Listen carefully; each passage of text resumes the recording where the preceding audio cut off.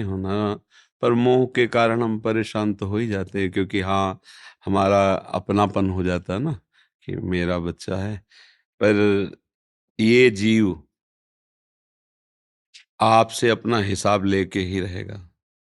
ये आपका हिसाब लेने आया है। अगर देने आता ना, तो स्वस्थ, विवेकवान और ऐसे आचरण करता, ऐसी कमाई करता कि आपको हर्ष होता, सुख होता। अब ये पूर्व कर्म के अनुसार बेचारा, अब वो जीव बंधन में होता है, इसके रहस्य को समझना थोड़ा-सा कठिन पड़ता है, पर ये जीव आपका पुत्र नहीं है, असली में समझो। पहली बात तो भगवान का अंश है, दूसरी बात सृष्टि में आपके द्वारा और इसके द्वारा कोई ऐसे कर्म बने हैं, जिनसे इसके द्वारा आपको कष्ट होगा और उस कर्म के द्वारा ये स्वयं में पीड़ित है, स्वयं में परे। बिल्कुल आप सच्ची बात समझिए, कोई यहाँ किंचन मात्र किसी को कष्ट नहीं दे सकता। हमारे कर्मों का परिणाम ही हमारे सामने आता। अब घबराना नहीं। देखो, ये जो जीव है, ये कभी नहीं मरता। ये शरीर कभी नहीं टिकता, किसी का नहीं टिका। भगवान भी अवतार लिए ना, तो अंतर्धान होने की लीला उन्होंने भी की। देखो, राम जी सरयू में और कृष्णचंद्र जी के पैर में वो व्याध बाण मारता है और उसको पहले परम धाम भेजते हैं, फिर आप परम धाम। तो देखो, यहाँ का नाम है मृत्यु लोक। यहाँ जाना ही है शरीर का भोग भोग करके, पर चैन से और धर्म युक्त रहो। इसकी जितनी सेवा बने, इसको सेवा करो, प्रोत्साहन देते रहो। और जरूरी नहीं है कि ये आखिरी करने ही आया है। हो सकता है कर्म समाप्त हो, ठीक हो जाए, ऐसा होता है। तो उसमें आपको ज़्यादा परेशान नहीं होना। पर हमारी सहयोग की बात, अगर ये थोड़ा नाम जपने लगे और ठाकुर जी का चरणामृत, आपको अमोघ बात बता रहे हैं। अकाल मृत्यु हरणम, सर्व व्याधि विनाशनम, श्री कृष्ण पादोदकम पीत्वा पुनर्जन्म न विद्यते। विश्वास की बात होती है ना। अगर आप जैसे बिहारी जी, राधा वल्लभ जी जाइए और वहां चरणामृत मांगिए और पात्र दे दीजिए, तो वो कृपा करके दे देते हैं। अब जैसे उस पात्र में मान लो इतना दिया और आप जल मिला लो 5 लीटर, तो 5 लीटर चरणामृत सुबह दोपहर शाम चरणामृत पियो और राधा राधा नाम जप करो और ठाकुर जी से प्रार्थना करो कि प्रभु भेजा है तो थोड़ा आपकी कुछ सेवा भी कर लें। अब अभी संसार नहीं देखा, कोई कार्य नहीं किए और आप ऑफिसर बना के भेजे, तुरंत ऑफिस से बुला ले, तो फिर अगर आप सेवा करने का अवसर दे तो ये जन्म सार्थक हो जाए। और चिंता मत करना, हमारी दोनों किडनी खराब है। लैला, क्या कर लिया? 18 वर्ष हो गए, 18 वर्ष इसका कष्ट सहते हुए। सुबह 5 उल्टी हुई होंगी हमारे। 2 बजे हम स्नान करते, 1:30 बजे लगभग उठ जाते हैं, तो 5। हिम्मत नहीं कि हम निकल सके। जब आए तो ऐसे धीरे धीरे धीरे धीरे धीरे ऐसे।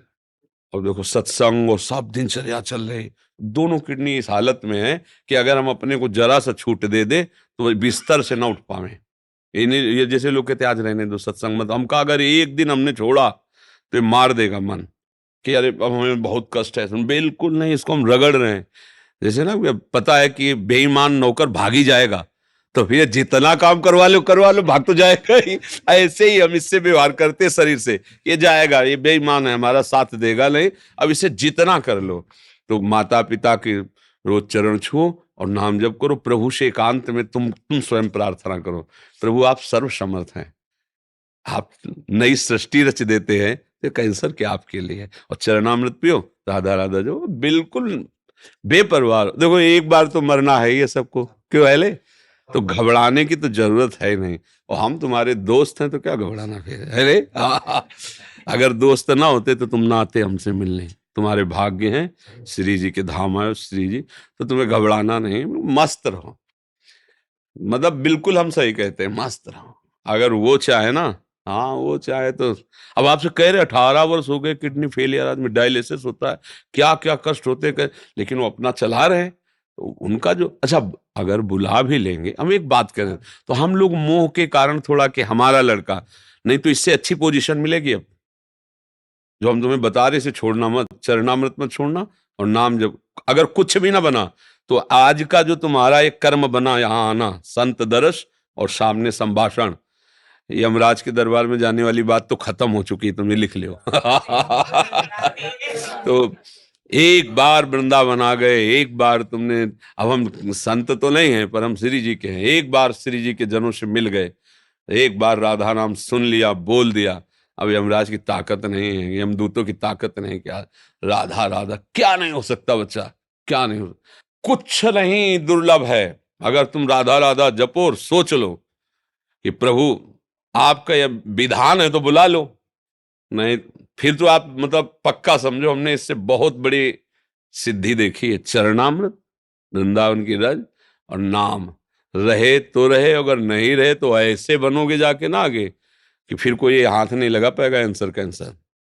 भगवान के नाम में, प्रियाजू के नाम में बड़ी सामर्थ्य है ना, मस्त रहे एकदम। जो कष्ट पड़े हो, हाँ वो देखो क्या, अगर आप अपने दिमाग में, हम अपने दिमाग में अभी रखें ना हम किडनी फेलियर है, हम तुमसे बात नहीं कर पाएंगे, पर हम उसे काटते रहते हैं, ये शरीर का धन कुछ मस्त एकदम।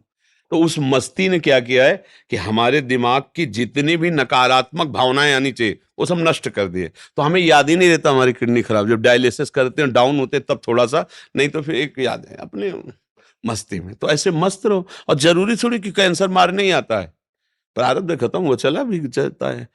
और बड़े बड़े महापुरुषों को हुआ, रामकृष्ण परमहंस जी के गले में कैंसर था, ये कोई ऐसी बात नहीं, ठीक है, मस्त एकदम।